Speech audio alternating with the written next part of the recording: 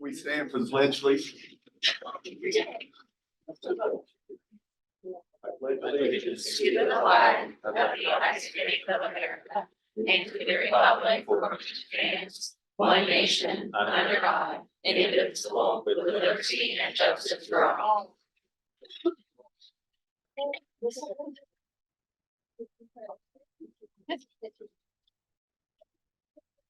Good afternoon, everybody, and thank you for being here. We will now call the Monday, February 5th, 2024 special meeting of the Southwest City Board of Education to order. Roll call, please. Mrs. D'Angelo Steele, Here. Miss Liskini, Here. Miss Martindale, Here. Mrs. Peterson, Here. Mr. Bosso. Here. Next, we'll have adoption of the agenda for this afternoon. Can I get a? Thank you, Mrs. Martindale. Second, Peterson. Thank you, Mrs. Peterson. Any additions or corrections on that? Seeing none, roll call. Miss Martindale, Yes. Mrs. Peterson, Yes. Mrs. D'Angelo Steele, Yes. Miss Liskini, Yes. Mr. Bosso. Yes. Next, it's recommend the Board of Education adjourn the executive session in accordance with policy 0166 to discuss employment dismissal, discipline, or demotion of a public employee. Can I get a motion to go? Thank you, Mrs. Martindale. Good second. Thank you, Mrs. D'Angelo. Okay, stay still. Miss Martindale. Yes. Mrs. D'Angelo Steele, Yes. Miss Liskini, Yes. Mrs. Peterson, Yes. Mr. Bosso. Yes. A roll call to reconvene the board meeting at 5:05. Mrs. D'Angelo Steele, Yes. Here. Miss Liskini, Here. Miss Martindale, Here. Mrs. Peterson, Here. Mr. Bosso. Here. All right, under board items tonight, we have one item for action. The resolution to approve the settlement with Jennifer Caulfield and rescind the resolution to consider termination of Jennifer Caulfield approved on January 8th, 2024. Can I get a motion to move this forward? So Second. moved. Thank you, Mr. Martindale. Thank you. Any discussions or anything? None? Then I get a roll call? Miss Martindale. Miss Peterson, Yes. Miss D'Angelo Steele, Yes. Miss Liskini, Yes. Mr. Bosso. Yes. Just have a quick comment. Board realizes the process of this investigation was not always smooth as far as the lack of information that could be shared with all of you and the emotion involved that went along with it. But in the end, coming to the right conclusion is the most important part. With the agreement between Principal Caulfield and the district, we think we have come to the right outcome. So tomorrow, Principal Caulfield will be back in the building.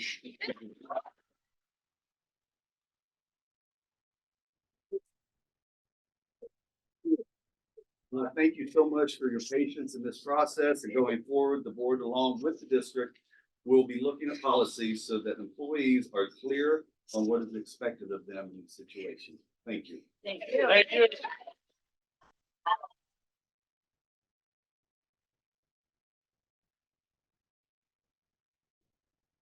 Will be, the Board of Education would like to discuss student abuse and neglect, reporting child abuse and nursing services. To start out, I'd like to have, board counsel to say a few words, introduce us to this.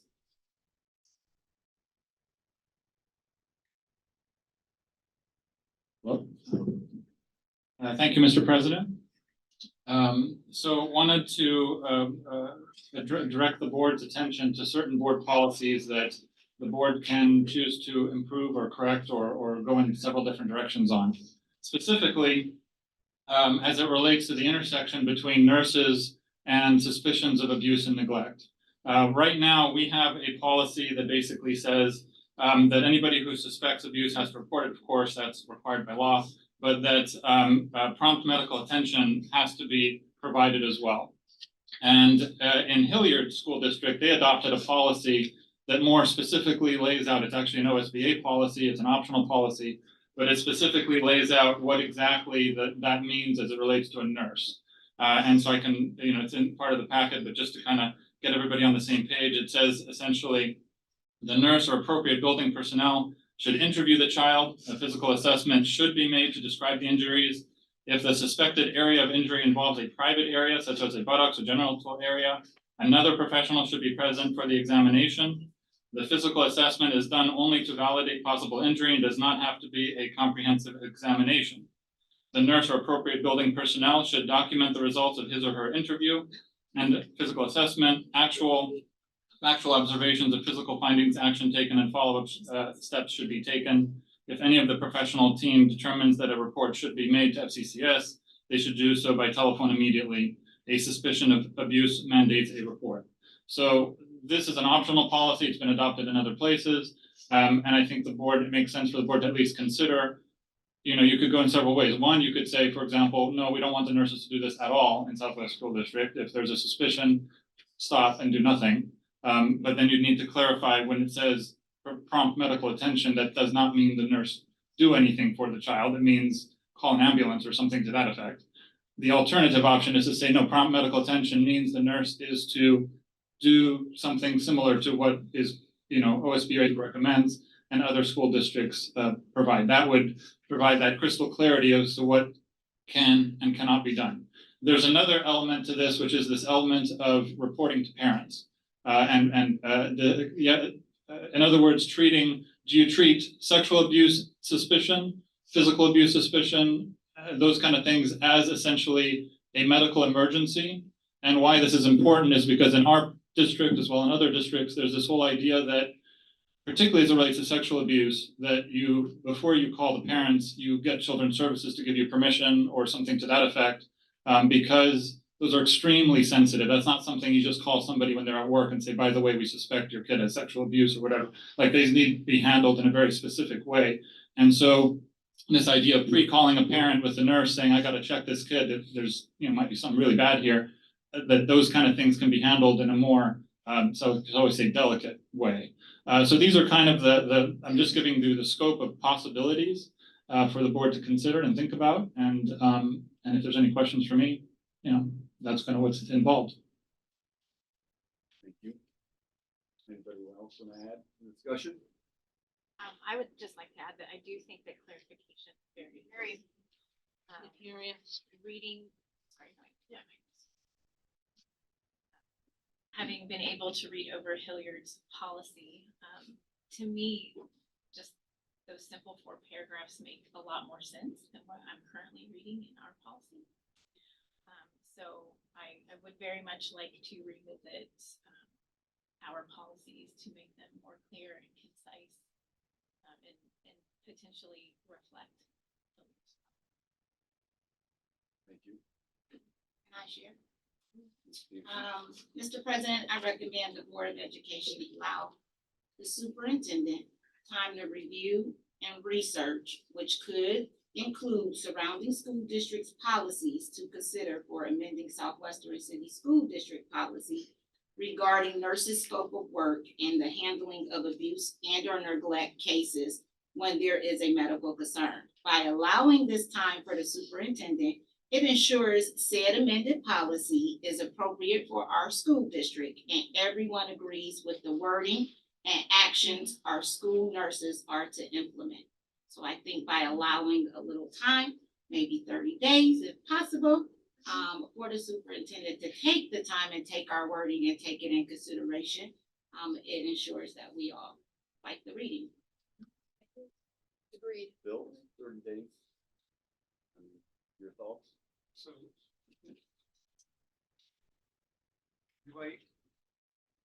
is it possible to have a revision to the board by the March meeting? It's possible. Do I want to make that commitment today? No, I will make a commitment to April for sure.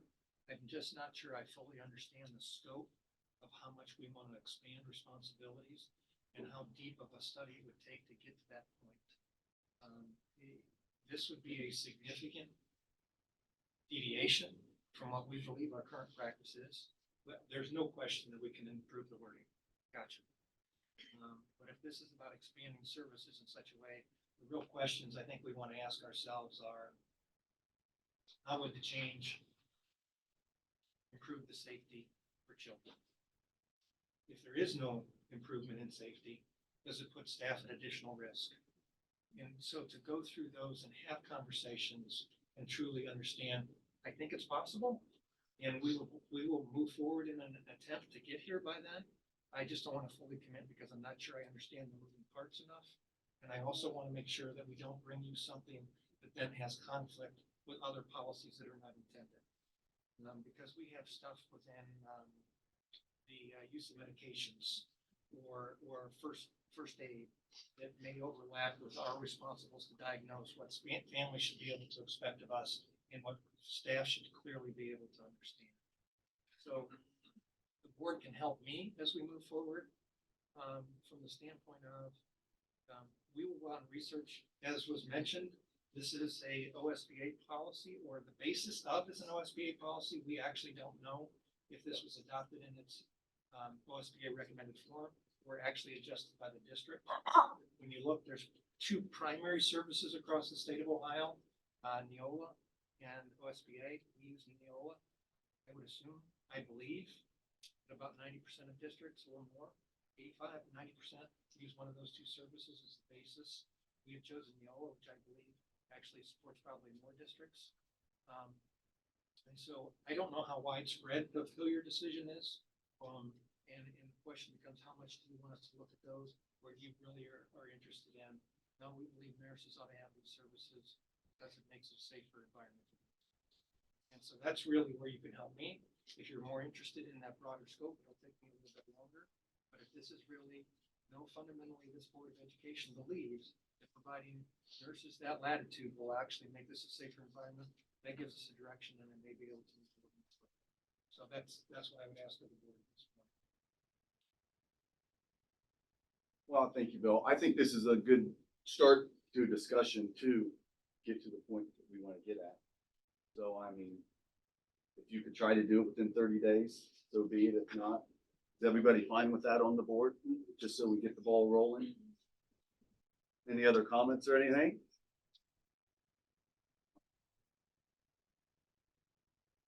Well, I guess the last thing is, we can have a motion to adjourn. What about our So study? moved. Is anybody able to comment on that this evening? Here's Debbie Dank. Is there any No comment, comment not at all? right now. Oh, yeah. So, Ms. Liskini, thank you. Second, Ms. D'Angelo. Roll call. Ms. Liskini, Yes. Ms. D'Angelo Steele, Yes. Ms. Martindale, Ms. Peterson, Yes. Mr. Bosso. Yes. Thank you, everybody. Thank you for being here.